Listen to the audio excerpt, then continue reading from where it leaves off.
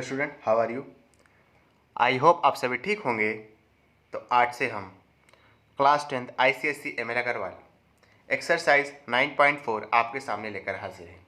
Okay बेटा, देखिए student, ये जो एक्सरसाइज है ये आपकी जीपी पे बेस्ड है। जीपी का मतलब जियोमेट्रिक प्रोग्रेशन। जीपी का मतलब क्या है बेटा? Geometric progression. जियोमेट्रिक प्रोग्रेशन, इसके अपने कुछ अलग रूल हैं, कुछ बातें हैं, पहले उसको जान लेंगे। ठीक है, इस बात को भी हम एक एग्जाम्पल के जरिए जानेंगे और एग्जाम्पल होगा हमारा क्वेश्चन नंबर 1 का फर्स्ट पार्ट। ठीक है, देखिए ये आपकी एक जीपी सीरीज दी हुई है। अब इसमें क्या होता है समझना।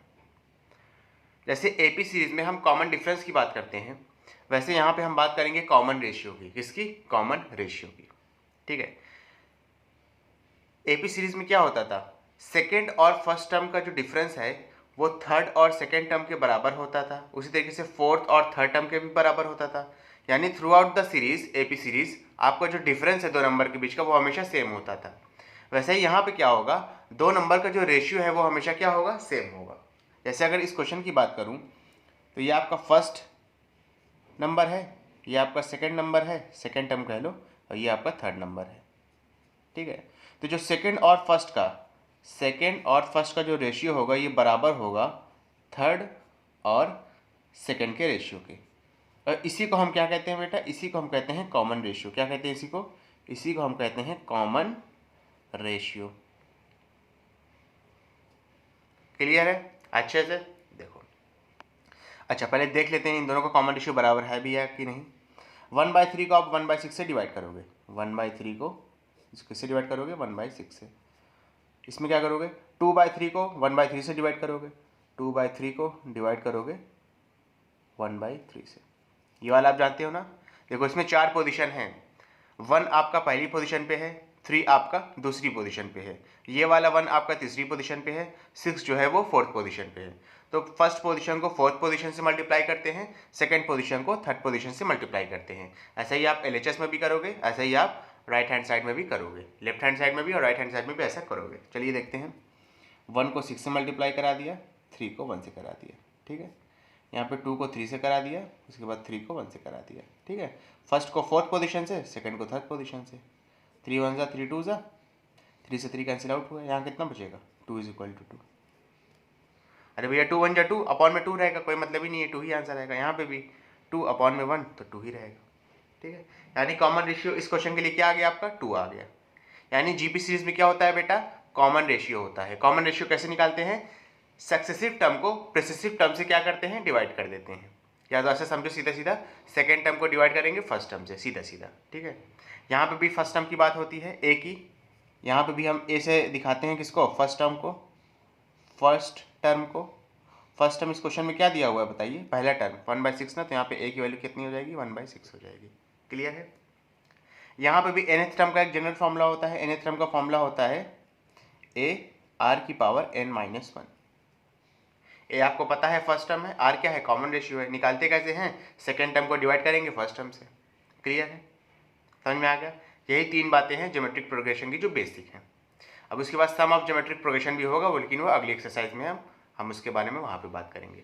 इसमें क्वेश्चन बहुत अच्छे बन जाते हैं जीपी में। एपी में तो इतने अच्छे क्वेश्चन नहीं बनते, लेकिन जीपी में क्या होता है, एपी और जीपी को मिला कर भी दे देते हैं कभी कभी क्वेश्चन। तो उस क्वेश्चन में आपको थोड़ा मतलब दिक्कत हो सकती है। ठीक है, अभी जानेंगे एक्सरसाइज के लास्ट में उस तरीके के क्वेश्चन हैं जिसमें एपी और जीपी का मिक्सचर है। ठीक है, चलो शुरू करते हैं। क्या कह रहा है? कह रहा है find the next term of the list of the numbers 1/6, 1/3, 2/3। निकाल लेते हैं। चलिए सोल्यूशन देखिए। इस क्वेश्चन के लिए ए की वैल्यू क्या होगी, यानी फर्स्ट टर्म क्या होगा इस क्वेश्चन के लिए? 1/6। आर हम अभी निकाल के आए हैं, कितना आया था? 2 आया था। आर का मतलब कॉमन रेशियो। nth टर्म का जनरल फॉर्मूला अभी हमने बताया क्या होता है? AR⁻n-1। AR⁻n-1। कौन सा टर्म निकालना है? नेक्स्ट टर्म कह रहा है। 3 टर्म तो ऑलरेडी दी हुए हैं, आपको फोर्थ टर्म निकालना है, यानी आप A4 निकालोगे। तो A4 निकालेंगे तो क्या करोगे? AR⁻4-1। आंसर कितना आ जाएगा? AR⁻3। वैल्यू रख दो, आंसर आ जाएगा। ए की वैल्यू है 1/6, ठीक है, इंटू आर की वैल्यू है 2, और इसकी क्या करना है? पावर 3 करना है। 1/6 इंटू 2 की पावर 3, आंसर कितना आएगा? 8 आएगा। 2 3 ज़ा 2 4 ज़ा, आंसर कितना आया 4/3। क्लियर है बेटा अच्छे से? ओके चलो इसके बाद अपना नेक्स्ट क्वेश्चन करते हैं। अब हो जाएगा, ठीक है, बेसिक बताने में थोड़ा सा टाइम लगा, अब तो हो जाएगा जल्दी जल्दी है।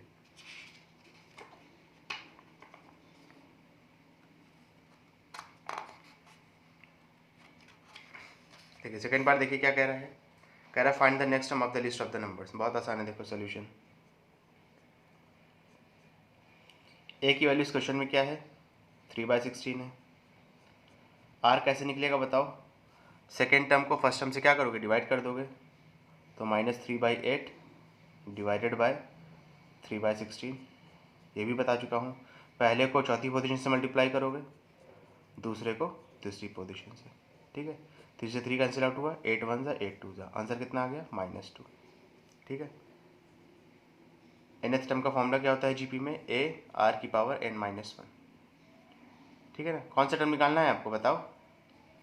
नेक्स्ट टर्म कह रहा है, 4 टर्म तो यहाँ ऑलरेडी दिए हुए हैं, नेक्स्ट टर्म क्या हो जाएगा 5वां टर्म, तो A5, तो A5 का आंसर आ जाएगा AR⁻5-1, आंसर कितना आ जाएगा AR⁻4। अब देखिए स्टूडेंट, अब जो नेक्स्ट पार्ट करूँगा मैं इसी वीडियो में, वहाँ पे अब ये चीज़ नहीं दिखाऊंगा।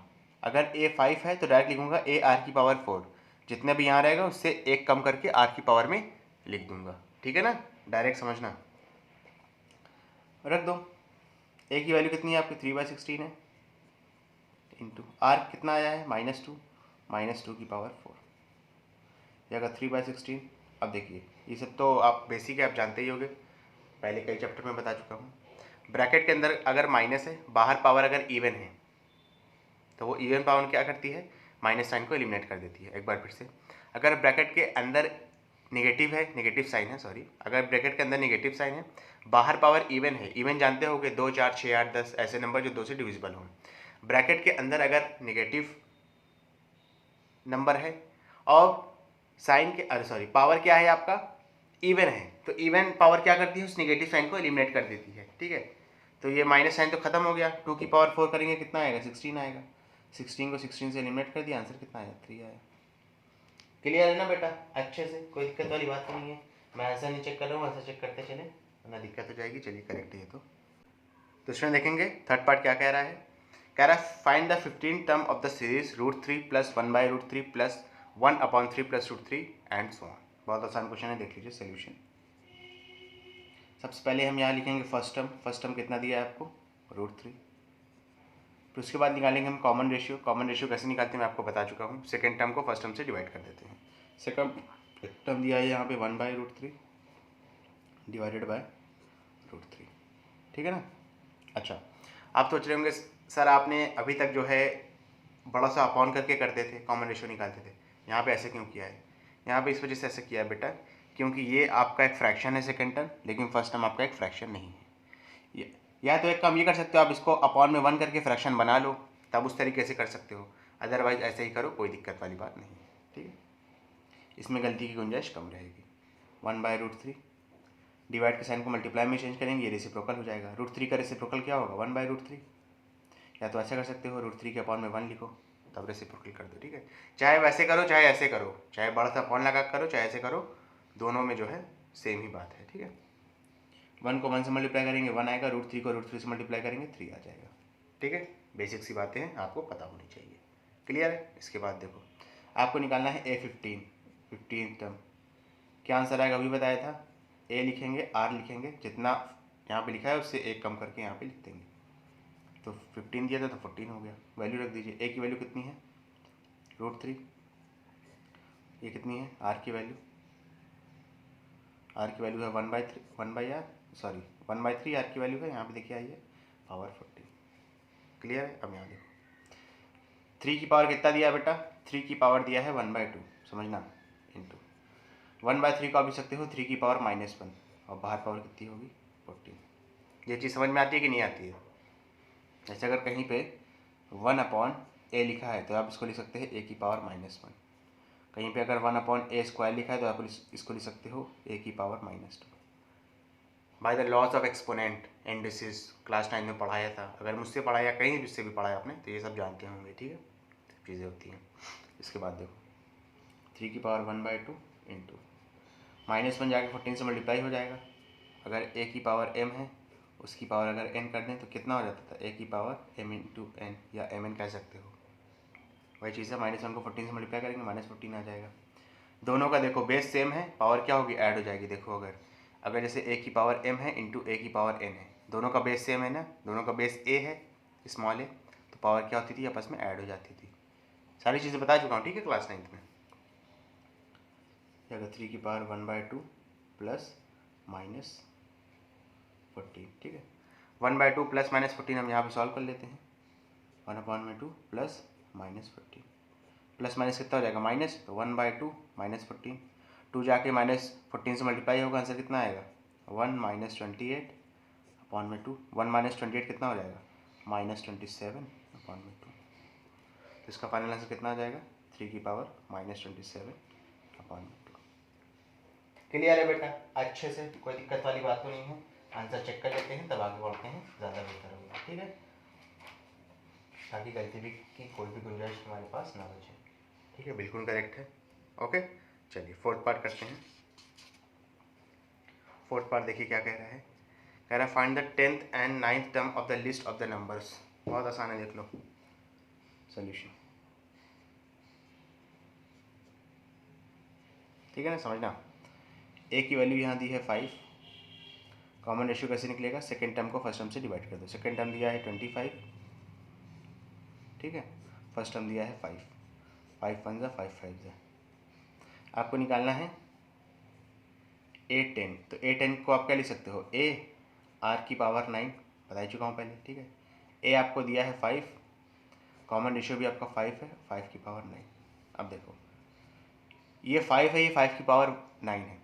अच्छा, इस 5 को आप 5 की पावर 1 लिख सकते हो, 5 की पावर 1 है ही भाई, वो भले लिखा नहीं पावर में 1, लेकिन वो अंडरस्टूड सी बात है। 5 की पावर 1 यहाँ है, 5 की पावर 9 यहाँ है, बीच में कोई सा साइन नहीं, तो मल्टीप्लाई का साइन है। By the laws of exponent 1 और 9 जो पावर में है वो ऐड हो जाएंगे, तो आंसर कितना आएगा, 5 की पावर 10। क्लियर है, आप समझना। उसके बाद कह रहा है nth टर्म भी निकाल लो। nth टर्म क्या होता है, a r की पावर n-1, यही तो होता है ना। a और r आपको दिया हुआ है, a की वैल्यू है 5 इंटू r की वैल्यू कितनी है, 5 की पावर n-1। r की वैल्यू भी 5 है, a की वैल्यू भी 5 है, तो जानते हो आप, कोई नई बात तो है नहीं, ऊपर निकाल के आ रहे हो। जगह 5 इंटू हो जाएगा 5 की पावर n इंटू 5 की पावर -1, ब्रेक करके लिख दिया। अगर इन दोनों चीज़ को मर्ज करोगे तो हम पलट के नहीं लिख सकते, 5 की पावर n-1 लिख सकते हैं ना।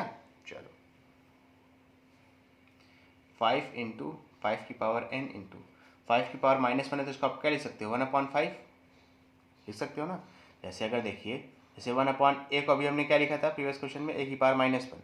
अगर a की पावर -1 को पलट के लिखना चाहे तो हम 1/a नहीं लिख सकते, वही चीज़ यहाँ पे भी किया है।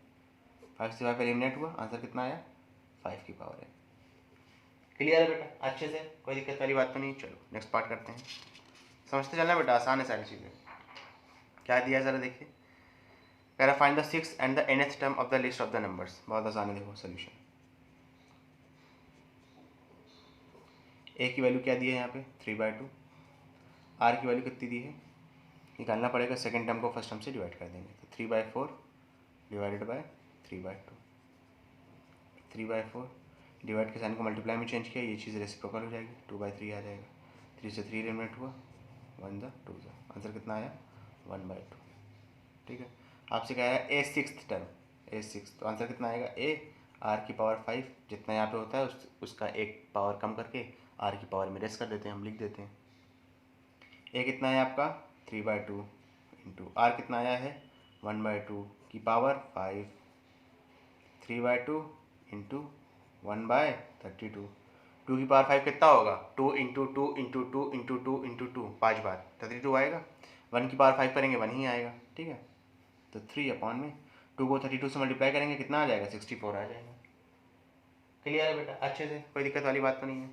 A6 आ गया, उसके बाद क्या निकालना है, उसके बाद निकालना है आपको a की power n, sorry nth term, तो ये कितना होता है, a r की पावर n-1, a और r की वैल्यू रख दो, a की वैल्यू है 3/2 इंटू r की वैल्यू कितनी है 1/2 की पावर n-1, तो 3/2 इंटू 1/2 की पावर n इंटू 1/2 की पावर -1, अच्छा 1/2 की पावर अगर -1 है तो इसको अगर हम रेसिप्रोकल कर दें तो -1 की पावर क्या हो जाएगी, मतलब यहाँ से माइनस साइन हट जाएगा। ऐसे समझो कि अगर 1/2 की पावर -1 है और अगर 1/2 को मैं रेसिप्रोकल कर दूँ तो इसकी पावर -1 से क्या हो जाएगी, +1 हो जाएगी। ठीक है, कर लेते हैं चलिए।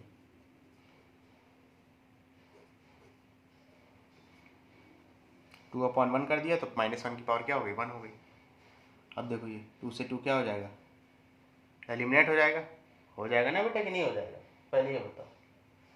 तो आंसर कितना आएगा, 3 इंटू 1 की पावर आप कुछ भी लिख दो वो हमेशा पलट के आंसर 1 ही आएगा। चाहे n लिखो, चाहे m लिखो, चाहे x लिखो, चाहे y लिखो, चाहे z लिखो, ठीक है ना, वो हमेशा पलट के क्या आएगा, 1 ही आएगा।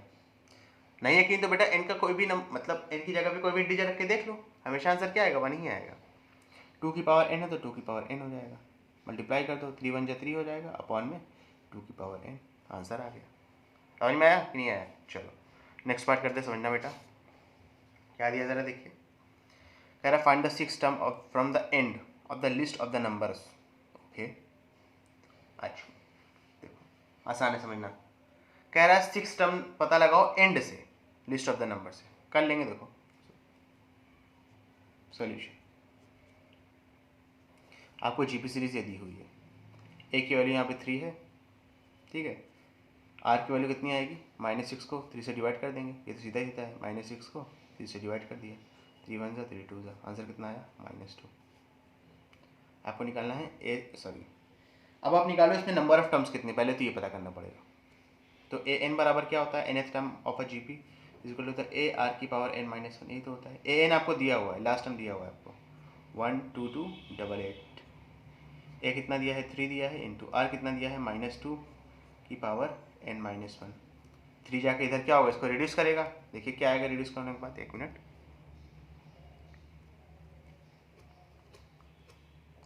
देखिए रिड्यूस करने के बाद क्या आएगा, 1 2 2 8 8 divided by 3 is equal to -2 की पावर n-1।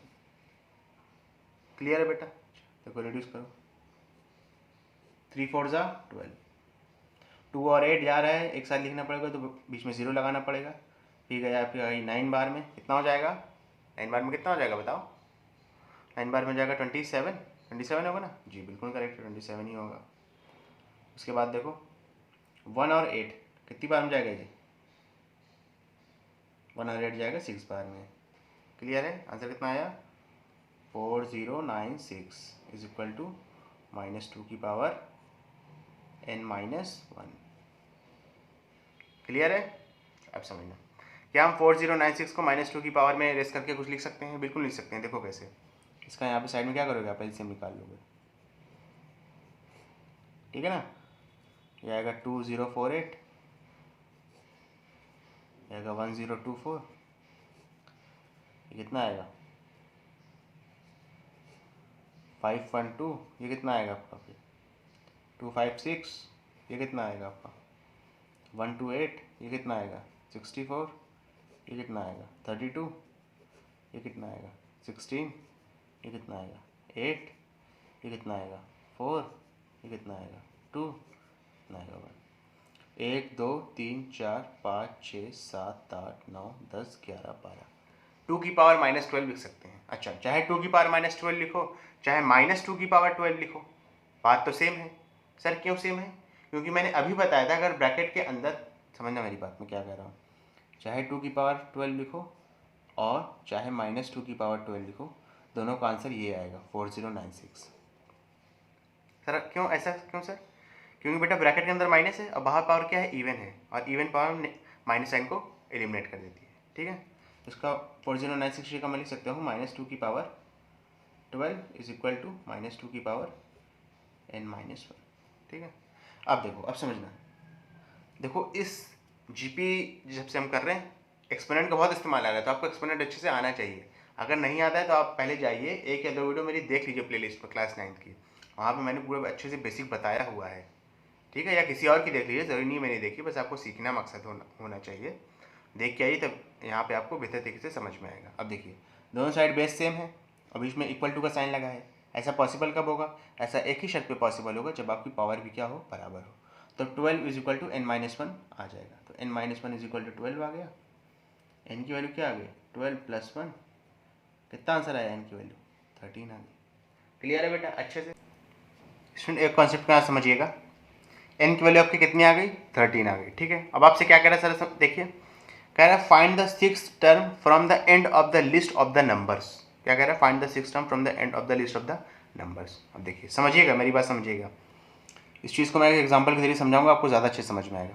जैसे मान लीजिए कोई भी सीरीज़ है जी, कोई भी सीरीज़ मान लीजिए 1 7, ठीक है, मैं ऐसे रैंडमली नंबर लिख रहा हूँ, उसको चेक मत करिएगा कि AP में या GP में, ऐसे चेक नहीं करना है, बस आपको एक चीज़ समझाने के लिए लिख रहा हूँ।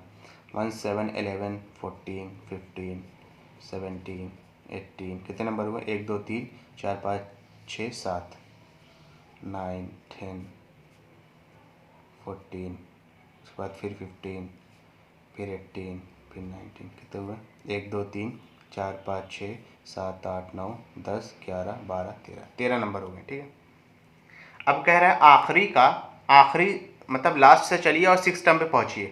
तो चलते हैं 1 2 3 4 5 6, ये वाला हो गया। देखिए हम लास्ट से चले और 6 टर्म पे पहुंच गए। अब देखिए शुरू से किस नंबर पे आ रहा है 1 2 3 4 5 6 7 8, मतलब लास्ट से चले तो ये 6 नंबर पे आ रहा है। समझो मेरी बात, लास्ट से चले 6 नंबर पे आ रहा है, लेकिन शुरू से चले तो कौन से नंबर पे आ रहा है ये बताओ, शुरू से चले तो कौन से नंबर पे आ रहा है, ये 8th नंबर पे आ रहा है, 8th नंबर पे आ रहा है। ठीक है, तो नहीं अगर लास्ट से हम चल रहे हैं और मतलब हमें कोई टर्म निकालना है लास्ट से, कोई टर्म निकालना है हमें क्या लास्ट से, और हम शुरू से चलेंगे तो वो टर्म कौन से नंबर पे आएगा, टोटल में से हम लास्ट वाले नंबर को माइनस करेंगे, जो भी आंसर आएगा उसमें 1 प्लस कर देंगे। क्या मतलब है सर, अरे बेटा मैं पीछे से चला था तो 6 नंबर पे पहुंचना था मुझे, तो मैं आगे से चल रहा था तो कौन से नंबर पे आ रहा है 8th नंबर पे, तो ये 8th नंबर पे आ रहा है। चलो हमने तो यहाँ डायग्राम बना के पता लगा लिया, क्योंकि यहाँ पे 13 ही टर्म है। जैसे मान लीजिए 616 टर्म होते या 617 टर्म होते, तो क्या उसमें आप 617 टर्म लिख के पता लगाते क्या, इम्पॉसिबल था। ठीक है ना, तो उसमें क्या करते, उसमें कुछ नहीं करना था, जितने टोटल टर्म दिए हैं माइनस जो हम लास्ट से चल रहे हैं, जैसे 6 टर्म पे पहुँच रहे हैं तो 6 किया और +1 कर दिया, आंसर कितना आएगा 7 + 1, आंसर कितना आ जाएगा 8, यानी 8th टर्म। ठीक है, तो उसी क्वेश्चन में हम इसी तरीके से हम इस क्वेश्चन में क्या निकालेंगे, शुरू का 8th टर्म, क्या निकालेंगे शुरू का 8th टर्म, समझ गए ना। यहाँ पे मैं निकाल लेता हूँ, यानी हमको A8 निकालना है। ठीक है ना, तो A8 का आंसर क्या आएगा, A r⁻7, ये तो आएगा। A कितना है 3 है, इंटू R कितना है, R यहाँ पे कितना था देखो, R है आपका -2, ठीक है -2 है, देख लो यहाँ पे R है आपका -2, -2⁻7, 3 इंटू, अब देखो ब्रैकेट के अंदर माइनस है, बाहर पावर इवन है इस बार, सॉरी ब्रैकेट के अंदर नेगेटिव साइन है, बाहर पावर ऑड है, इस बार इवन नहीं है, ऑड है तो माइनस का माइनस साइन बरकरार रहेगा। 2⁻7 करेंगे 128 आएगा, मल्टीप्लाई कर देंगे, आंसर कितना आएगा -384। क्लियर है बेटा अच्छे से, कोई दिक्कत वाली बात तो नहीं है। ओके चलिए, इसके बाद अपना नेक्स्ट क्वेश्चन करते हैं, समझिएगा थोड़ा सा। देखिए क्या कह रहा है, कह रहा which term of the AP of the GP is 128। बहुत आसान है, R की वैल्यू पता लगानी, कर लेंगे। देखिए सबसे पहले यहाँ पे A कितना है 2 है, R कितना है, सेकेंड टर्म को फर्स्ट टर्म से डिवाइड कर दो, 2√2/2 डिवाइड कर दिया, कितना है √2। AN कितना है 128 है, तो n कितना होगा A r⁻n-1 = 128। A और R पता है, पुट कर दीजिए, A की वैल्यू है 2, R की वैल्यू है √2n-1 = कितना हो जाएगा ये 128। तो इधर आके 128 को डिवाइड करेगा, आंसर कितना बचेगा, कितना बचेगा बताओ, आंसर बचेगा आपका 64। अरे 128 को 2 से डिवाइड करेंगे तो 64 ही तो आएगा। इसको आप लिख सकते हो 2 की पावर √2 लिखा है, इसका मतलब क्या है 2 की पावर हाफ है, और बाहर क्या है n-1 है, = 64। 64 को आप लिख सकते हो 2 की पावर क्या लिख सकते हो 6 लिख सकते हो। ऐसे लिखा क्यों, दोनों साइड का बेस सेम करना है बेटा, तभी तो सॉल्व कर पाओगे, समझ रहे हो ना मेरी बात। चलिए बेस सेम हो गया, आपके लिख सकते हो 1/2 n-1 जो पावर में था = 6 हो जाएगा। 2 इधर जाएगा तो n-1 की वैल्यू कितनी आ गई 12 आ गई, -1 इधर शिफ्ट होगा तो n की वैल्यू कितनी आ जाएगी 13 आ जाएगी। 12 प्लस 1, माइनस 1 इधर जाएगा, प्लस 1 हो जाएगा। समझ रहे हो बेटा कि नहीं समझ रहे हो? ये वाला भी कर लेते हैं उस तरीके से। ए की वैल्यू यहाँ कितनी है, 1 है। आर की वैल्यू कितनी होगी, 1/3 को डिवाइड करेंगे 1 से, कोई मतलब ही नहीं है, 1/3 ही आएगा। मल्टीप्लाई करके 1 का मल्टीप्लाई करके अगर इसका रेसिप्रोकल करेंगे 1 का तो 1/1 ही रहेगा, या 1 का रेसिप्रोकल करो तो 1 ही लिख दो। आंसर कितना आएगा पलट के? समझ रहे हो कि नहीं समझ रहे हो? अरे ये सेकेंड टर्म था 1/3 डिवाइड किया 1 से, चाहे 1 लिखो चाहे 1/1 लिखो, बात सेम है। डिवाइड के साइन को मल्टीप्लाई को डिवाइड के साइन को जब मल्टीप्लाई में चेंज करेंगे तो ये चीज़ रेसिप्रोकल हो गई, ये पूरी चीज़ 1/1 का रेसिप्रोकल 1/1 ही रहेगा। 1/3 को 1/1 से मल्टीप्लाई किया 1/3 आ गया, ठीक है। nth टर्म का फॉर्मूला कितना होता है, a r की पावर n-1, ये n कितना दिया है 1/243, ठीक है ना। a कितना है आपका 1 है, r कितना है आपका 1/3 की पावर n-1 है, ठीक है ना। इसको लिख सकते हो आप 1/3 की पावर 5 इज इक्वल टू 1/3 की पावर n-1। ये चीज़ समझ में आई कि नहीं आई?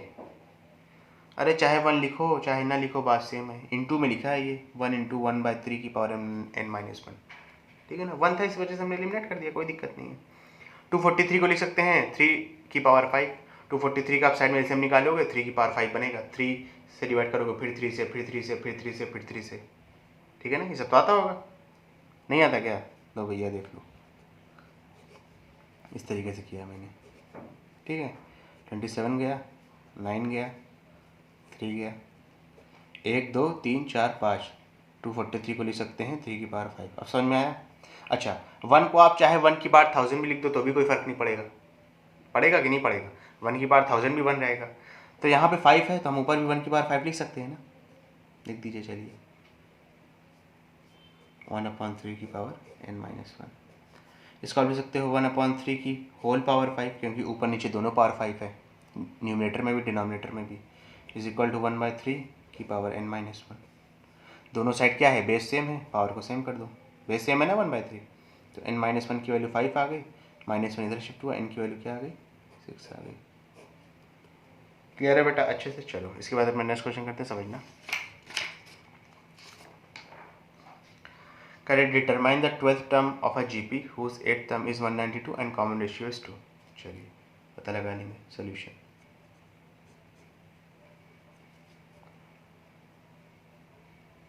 कह रहे जिसका 8th टर्म 192 है, कॉमन रेशियो 2 है। चलिए यानी r की वैल्यू आपको दी है 2 और a8 की वैल्यू कितनी दी है आपको 192। a8 को आप लिख क्या सकते हो, a r की पावर 7 लिख सकते हो इज इक्वल टू 192 लिख सकते हो ना। r की वैल्यू आपको गिवन है यहाँ पे, a 2 की पावर 7 इज इक्वल टू 192। 2 की पावर 7 कितना होगा 128 होगा, यही तो होगा ना 2 की पावर 7, कि नहीं समझे? 2 की पावर 7 कितना होगा बेटा, बताओ कितना होगा? 128 होगा, ठीक है ले आइए। क्लियर है? चलो